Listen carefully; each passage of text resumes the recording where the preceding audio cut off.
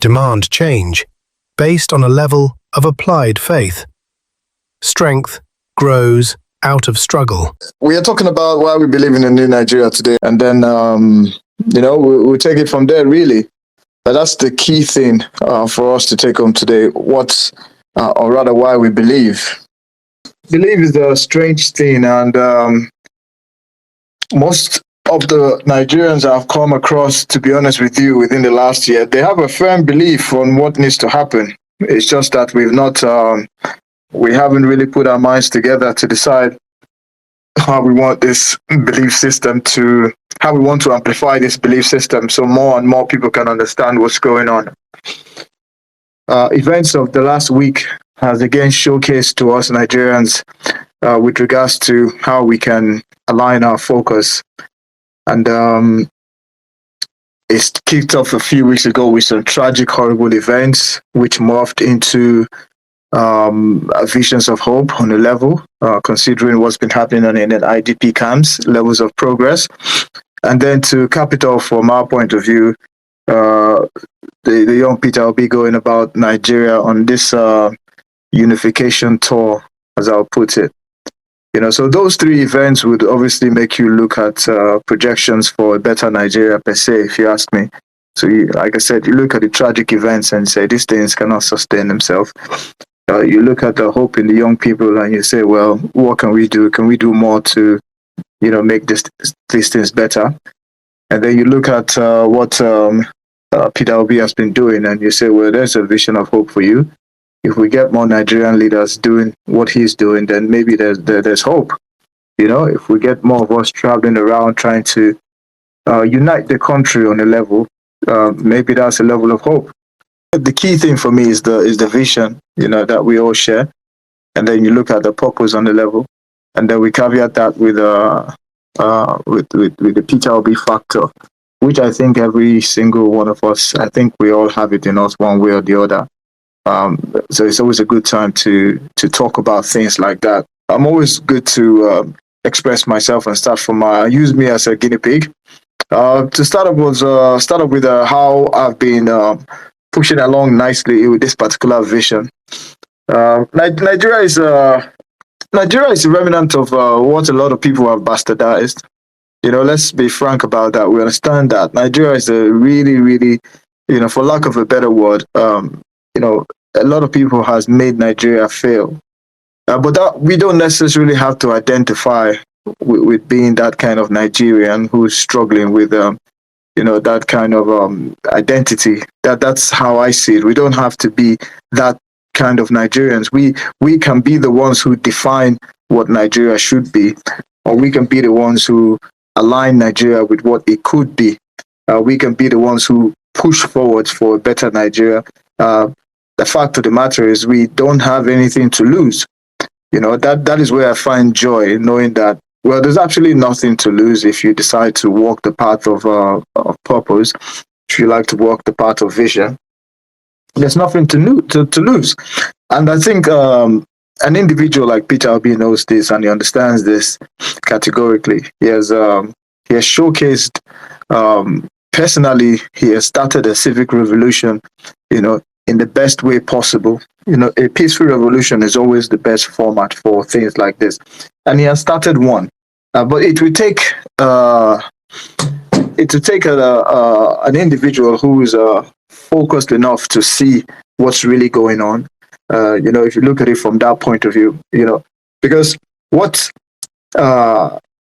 sorry, I have to use the word again. What a revolution typically refers to is like a significant transformative change within a society, if you say so, that that comes up or arises from actions and movements of particular citizens or a group of citizens. If you look at it from what he's doing, especially from the nonviolent point of view, if you look at what he's doing, he's looking at the government and saying, you're not doing what you should be doing, so let us show you how it should be done. Let us show you how to unite a country. Let's show you how to bring people together. Let's show you how to put the best of ourselves forward so we can get back what we want. And this is what he has been doing for the last week. you can see the resistance there because he goes and talks about Nigeria constantly. You can see the resistance. He's typically emphasizing on how we should do things. You can see the mobilization in what he's doing. You can see how he's going from place to place, meeting people, meeting ethnic groups, meeting traditional rulers, meeting people of significance, and then meeting the general populace as well. So everybody feels really comfortable with the individual. Move that into social participation, you would understand that he's just doing his own bit. He's basically just doing what he can do, But what he is showcasing from a leadership point of view that we must not miss on a level is the fact that these are democratic values that he's showcasing. He's showing values of promoting levels of democracy within us. He's showing values of promoting freedom. He's showing values of promoting expression, and he's showcasing levels of decision making as well, because it takes a core individual to move ahead and to make this kind of decisions, to go around and showcase the best of Nigeria, the best of what Nigeria has to offer. We haven't seen this in a long time, especially if you look at it from a long-term point of view. What the individual is doing now, this is what we're talking about, the Peter Obi Factor. What he's doing now is what I think majority of us should be doing. We should be selling Nigeria to ourselves. We should be, especially if you have the means to, if you have the funds to, if you have the ability and capacity to do it, we should be selling Nigeria to ourselves, because that is the only way it will showcase all these other horrible things that have happened.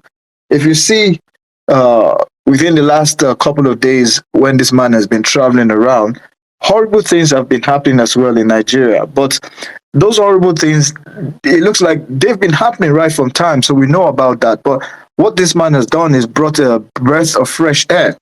So you can almost shy away from the horrible things and focus on the impact of what he's actually doing. Don't forget, this is not campaign season, so it's not like he's pushing for your votes.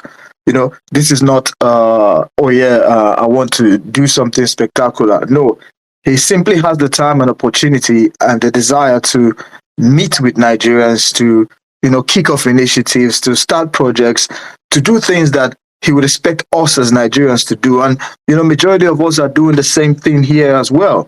So which makes it very interesting, if you look at alignment, which we have spoken about so many times, it makes it very interesting, because at some point we'll have to bring out all these qualities and compare it to say, oh, okay, how do we check ourselves? How do we checkmate what we're doing? For instance, perfect example, he commissioned the borehole somewhere in the north the other day. Well, anybody can commission a borehole, but he knows his impact. He knows the significance of his persona.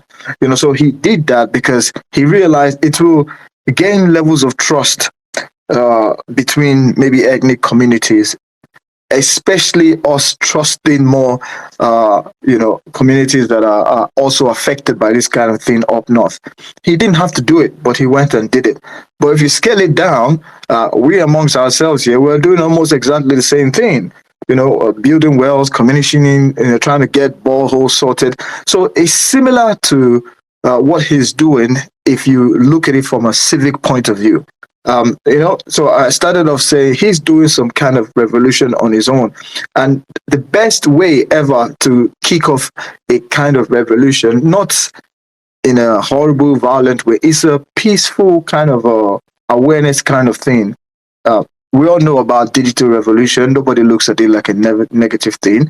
We've heard about the gold rush revolution. We've heard about so many non-violent resistance. We've heard about so many things to do with that kind of revolution. So I think Peter Obi is one who is doing this knowingly, simply because he's making a significant change to transform things within us and within our society. And if he pulls it off like he's doing, that gives birth to a particular version of a new Nigeria. So that is one variant of why we believe in a new Nigeria, because there's an individual we can use as a yardstick. We can use him as a benchmark. We can use him as an example to say, well, there you go. If in case you're confused, in case you're not sure, what this Nigeria we're talking about that can get better, Just look at what this man and those around him and those who believe in him, look at what they are doing.